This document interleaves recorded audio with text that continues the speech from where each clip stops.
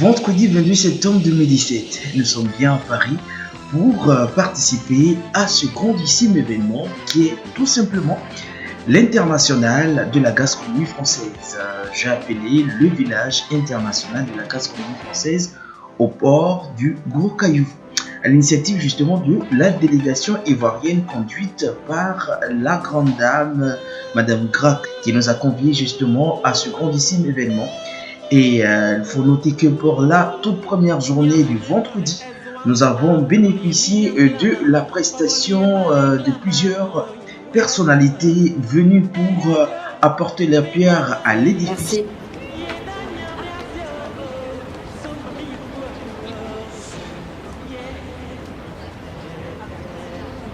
Donc je donne la parole au ministre du Tourisme d'Ouzbékistan. Merci. Merci beaucoup. I'll speak in English if you don't mind. I was actually ambassador to this country until the March this year. Now I'm Minister for Tourism of my country, and I came here for a tourism fair. You know very well. It's happening next. Mais vous n'allez pas vous décevoir. Notre stand se trouve là-bas. Vous pouvez déguster les différentes spécialités taïwanaises. En effet, ce village est un monde en miniature parce que le thème de cette année, c'est le pain. Et le plus célèbre, c'est la paquette en France. Mais vous savez, dans un autre monde, il y a les paquettes. Ça fait partie de la culture, une culture importante en Asie. Et donc, je vous invite à apprécier cette culture différente de la France. Et probablement, vous pouvez gagner 2 billets d'avion pour visiter mon pays, où nous avons accueilli plus de 10 millions de touristes étrangers depuis 2 ans. Donc, soyez les bienvenus à Taïwan. Merci beaucoup. Merci. Merci beaucoup, monsieur l'ambassadeur. Merci beaucoup. Au revoir.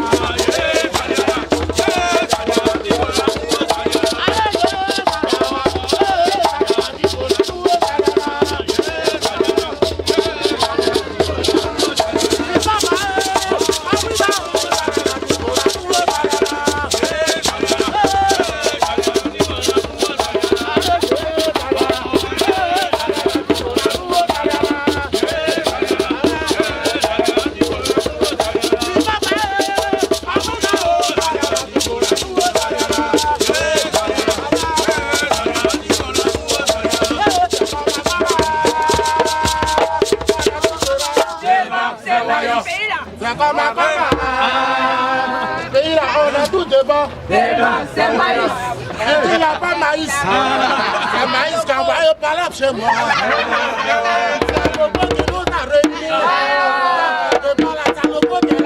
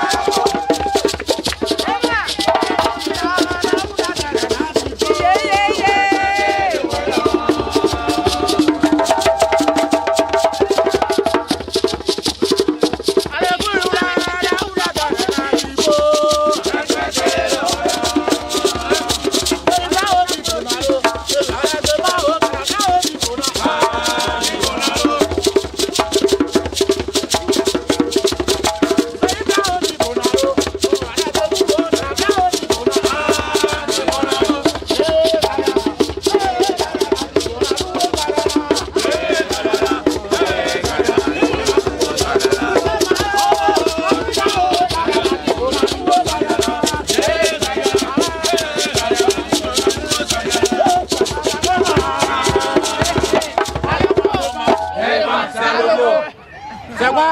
Le maïs. Ah, d'accord. Allez, loin, le maïs là. C'est comme on a tous devant. Devant, c'est le coup. Ah, d'accord.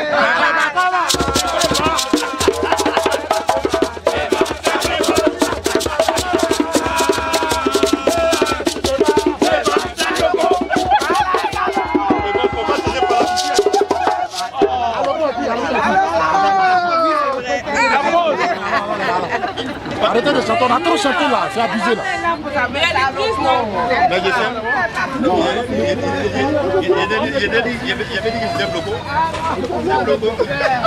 Après donc ce moment de Woyo, pur moment de délice pour les oreilles et surtout pour la culture ivoirienne, nous décidons de nous rapprocher davantage de Madame Karine pour voir de nous-mêmes les différents mets qu'elle propose à ce village gastronomique. Et je rappelle que plus de 40 pays ont répondu présent à ce grandissime événement de la gastronomie française.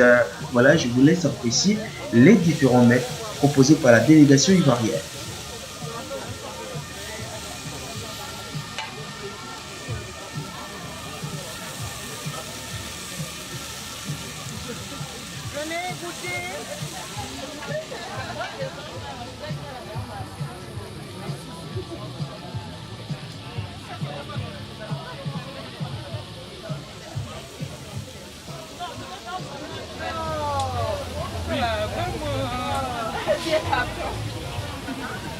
Je suis timide. Toi quoi? Maman gras. Oui mon chéri. Je m'en vais. D'accord, toi tu peux aller ton bonnet. Deux. J'ai l'aimabilité d'avoir le sac rose. Oui, et puis la graisse est là. Oh là là. Avec je vous dois. Où est le photographe? Photographe. Vas-y, dis un mot. Ah oui, hein? Dis un mot. Photo. C'est la photo. Attends, là, je suis en train de faire la vidéo. Et est-ce que tu as vu je sais pas comment tu appelles une casserole, c'est pas une casserole. C'est un four spécial. C'est ça pour que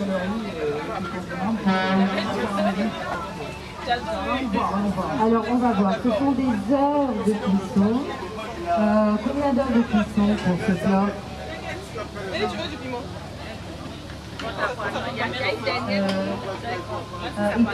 Alors il faut au moins 4 heures. À peu près 4 heures pour cuire ce riz dans le plat avec une viande exceptionnelle, un riz, des carottes, des pois chiches, des raisins, des oignons. C'est un mode de cuisson, vous pouvez regarder sur internet, vous verrez le plof. C'est un plat qui est à l'origine, on fait quelque chose qui ressemble au porc dans différents pays. Le mot pilaf, ça veut dire quelque chose. Oh là là, je crois que je vais prendre quelques kilos. Effectivement, moi, alors goûte. Venez nous suivre en Ouzbékistan, on se régale. Marek sera peut-être traduire par l'ouzbek, non? Alors je donne la parole à Marek. En russe, s'il te plaît.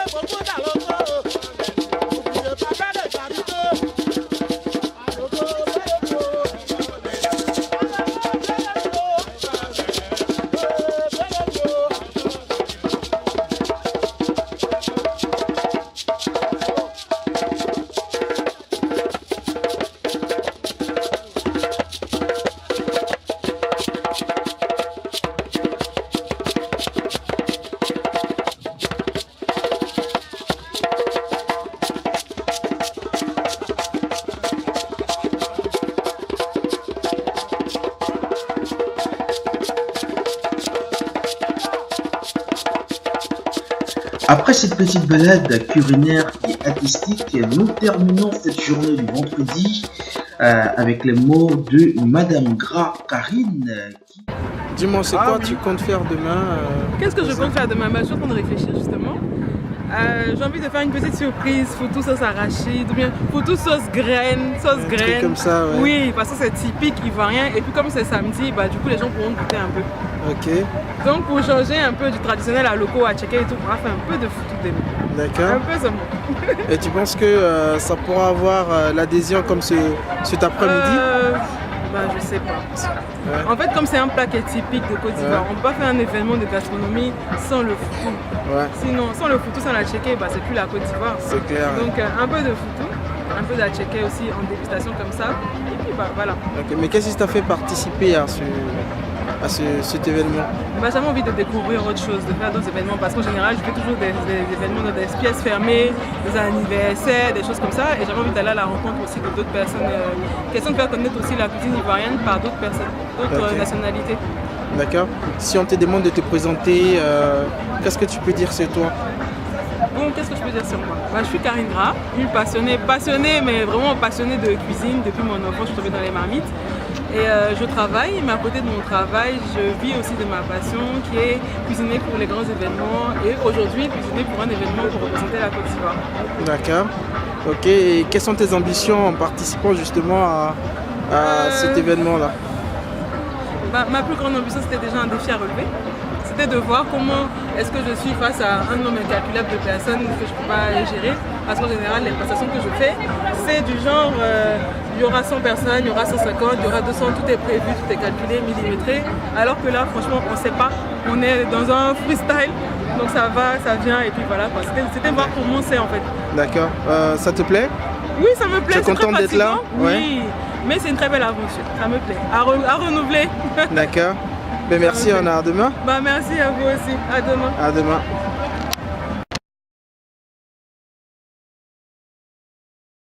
Et ça c'est quoi? Pour ceux qui ne connaissent pas. C'est de la banane plantain. Oui. On fait frire. On les fait cuire dans de l'huile. Et chez nous, ça fait de la loco. Ok. Il y a une heure précise à laquelle on peut manger. Oui, justement, oui. C'est un plat typique. Ouais. Ici en France, on dit on prend un goûter avec un petit truc léger. Mais nous, ça c'est notre goûter, un gros goûter. Okay. Et même il y en a qui en mangent les midi. Hein. Voilà. Ok, d'accord. Ça dépend de la. Ça se mange à toute heure, hein, c'est ça? Ah, mais ça, il n'y a pas d'heure. Il n'y a pas d'heure. Hein. On adore, on adore. De réchauffer et tout ça. Okay. Mais plutôt au four. Hein. Okay. Si on le réchauffe au micro-ondes, c'est pas bon. Ouais, okay. Ça durcit. Donc vous pensez que déjà la nourriture ivoirienne. Une minute, je viens. J'ai fini ça. Je reviens.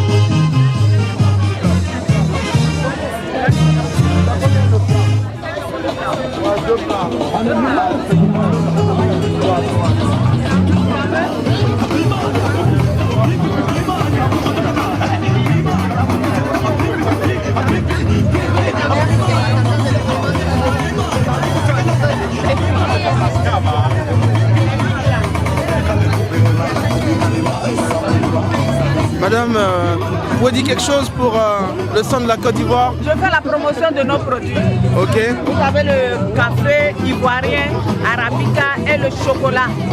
Ok. Et je fais déguster, vous avez aussi les fèves séchées à déguster, les pastilles de chocolat noir et puis le beurre de cacao. Vous avez la Côte d'Ivoire, le beurre du chocolat. Ok. D'accord. Est-ce que le ministère du Tourisme est représenté ou en tant qu'entité vous représentez toute la base? Oui, en tant qu'entité je représente tous les ministères. Le ministère de la Culture, du Tourisme et de l'Artisanat. D'accord. Vous voyez les beaux objets que nous avons. Oui. Mais pourquoi la Côte d'Ivoire justement a voulu participer à ce salon gastronomique? La Côte d'Ivoire c'est un grand pays. On participe pour promouvoir notre patrimoine culturel, touristique et culinaire. Est-ce que vous pensez que le côté gastronomie peut fédérer un espoir de réconciliation en Côte d'Ivoire? Est-ce que par les mets ivoiriens, on peut se retrouver? Oui, par les mets ivoiriens, on peut se retrouver parce que autour d'un plat, tout le monde parle le même langage. Que ce soit du nord, du sud, du centre ou de l'ouest, on mange tous la même nourriture. D'accord. Mais le problème, on n'a pas les mêmes ingrédients, les mêmes plats, oui. Mais on apprend à manger ce qui vient, ce que l'autre nous propose. Ouais. Et en Côte d'Ivoire, tout le monde mange la tséké. Oui. La tséké, la loco, le foutou, les sauces. D'accord. Et donc pour vous aujourd'hui, c'est un véritable moyen pour pouvoir promouvoir la gastronomie ivoirienne. Ivoirienne. Okay. Vous allez voir un défilé de mode avec nos habits traditionnels et nos bijoux. Tu vois là, c'est des produits qui viennent d'Abidjan. Fait par un jeune artisan ivoirien. Okay. Et ça aussi, les habits aussi. La promotion de nos pailles. De l'autre côté, vous voyez aussi la promotion. La promotion de nos pailles, ma chérie. Ah, tu as déjà parlé. Tu as vu?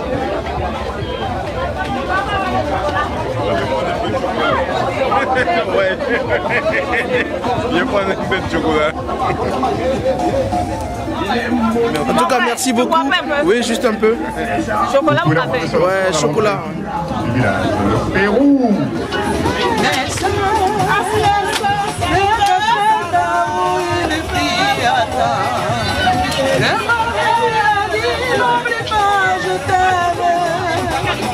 L'hiver et le printemps, elle entend quand même.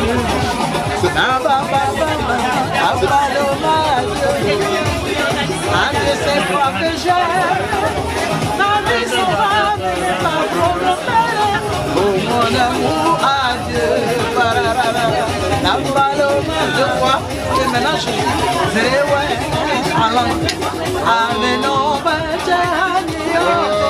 Mais ça, c'est un vieux son français.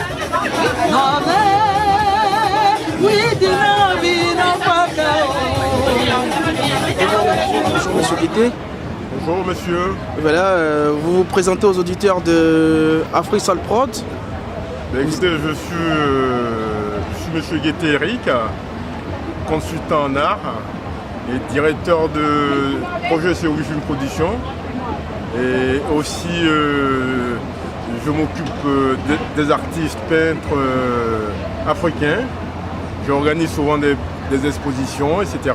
D'accord. Vous êtes au Salon international de la gastronomie de Paris. On appelle ça le village de la gastronomie de Paris, qui est sa 2e édition. Qu'est-ce qui explique votre présence à ce salon? Bon, d'abord, effectivement, vous savez, tout métier de bouffe intéresse l'être humain. Et par la même occasion, je suis là parce qu'il y a d'abord le stand de la France, naturellement. Nous avons le stand de la Côte d'Ivoire et nous avons plusieurs pays qui sont représentés. Donc nous sentons qu'au niveau de l'art culinaire déjà, qui est un art en général, il y a effectivement beaucoup de variétés. Donc c'est ce qui m'inspire, c'est ce qui permet ma motivation. Et j'étais tout à l'heure au stand de la Côte d'Ivoire où je viens de manger de la loco. Nous avons aussi de la tiéké, etc. etc. Et bon, ce qui est intéressant, j'étais au stand du Mali aussi, ce qui est intéressant, c'est de faire découvrir l'art culinaire. C'est cette notion qui est intéressante. Et vous pensez que l'art culinaire aujourd'hui peut être symbole de réconciliation en Côte d'Ivoire? Absolument, absolument, parce que vous savez, naturellement, la tiéké qui est du sud, voilà, effectivement, se mange au nord, se mange aussi bien à l'ouest, etc. Donc, à travers la nourriture est un terreau pour la réconciliation, naturellement. On va voir. Moi, je suis ouvert. Mais c'est tout le même scénario.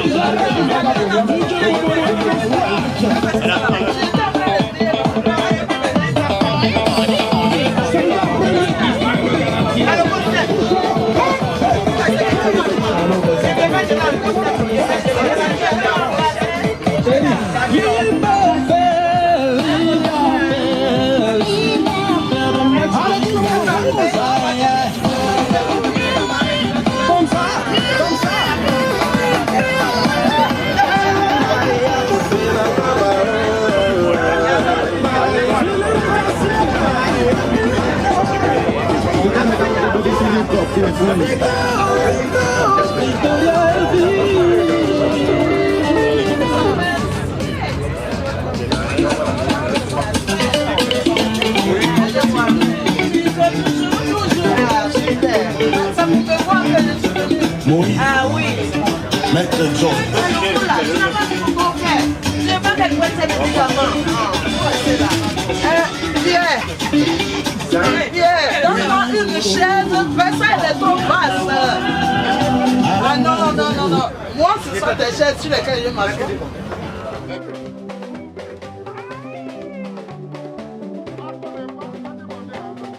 C'est sur cette note de gaieté que nous allons prendre congé de vous. Pour ma part, j'ai été très heureux de partager ces instants de bonheur et de gastronomie avec vous.